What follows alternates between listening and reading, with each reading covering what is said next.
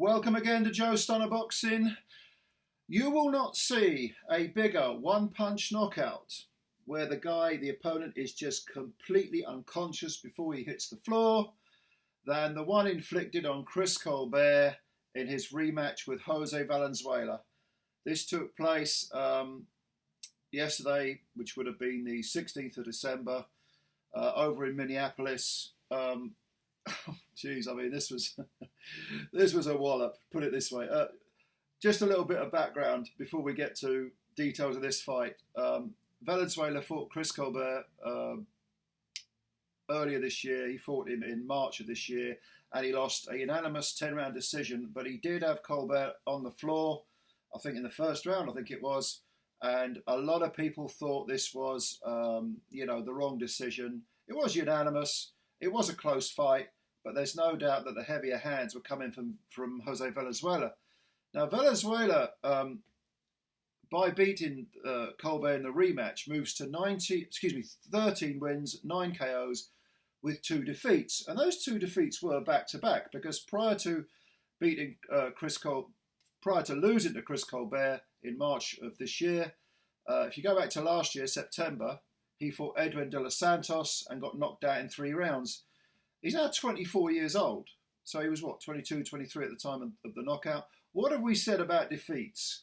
They need not define you. They really need not define you. You can learn from defeats, especially if you're a young fighter. And this is a kid who, he's a lightweight. He's 5'10", so he's tall for the weight. He's from Mexico originally. I think he's based in Washington, the United States at the moment. But this is a tough kid, mentally, to come back from back-to-back defeats and to do this to Chris Colbert in the rematch it took a lot of mental strength. Because had he lost a third fight in a row, then you could really make a case for him, becoming a gatekeeper or not getting the opportunities that his talent warrants. And he fought like it was last chance saloon as well, because he came out against Colbert and just tore after it. In the opening minute, he had him on the ropes. He was throwing all sorts of punches. You'd think this was a 4-rounder, not a 12-rounder. Smashing away with both hands, lots of salvos. Colbert trapped on the ropes, couldn't get off them, stumbled, sort of fell back into the ropes, and the referee called it a knockdown. Called it, the ropes were protecting Colbert from hitting the floor. And it was just a hellacious opening round for Chris Colbert.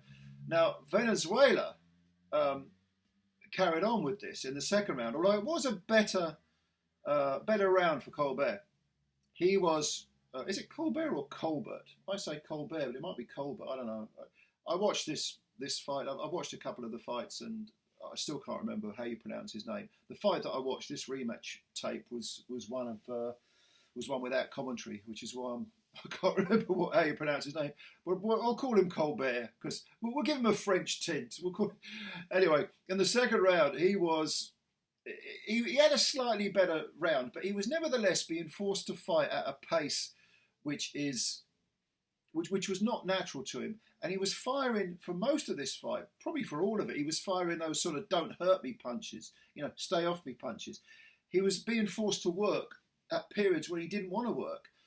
And clearly he was perturbed by the younger man's power. Colbert is 27, Venezuela, like I say, 24.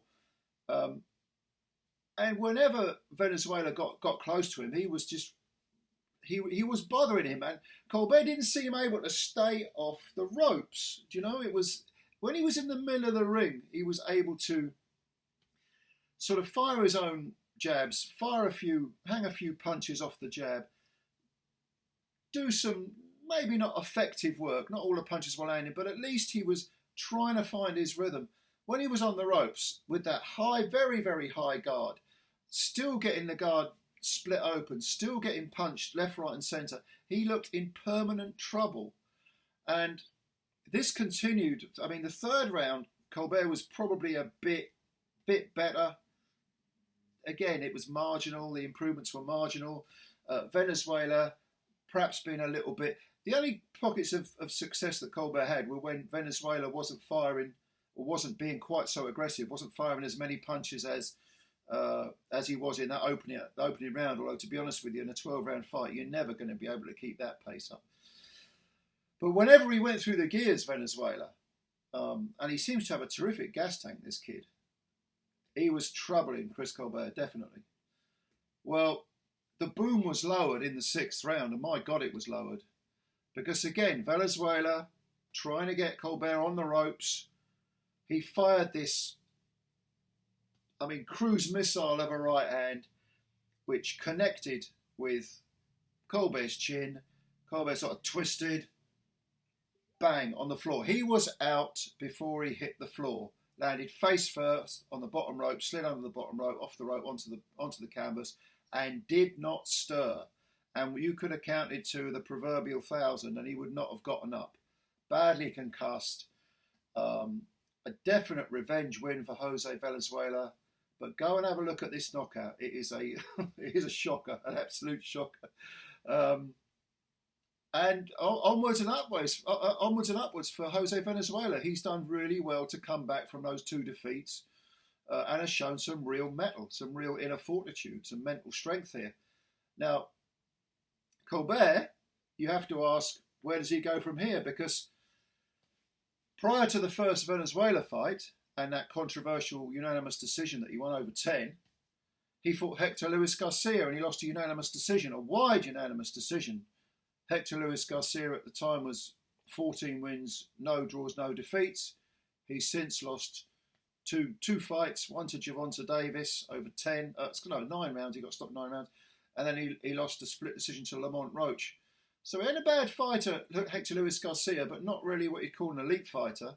And he is knocking on a bit. I think he's 32 now.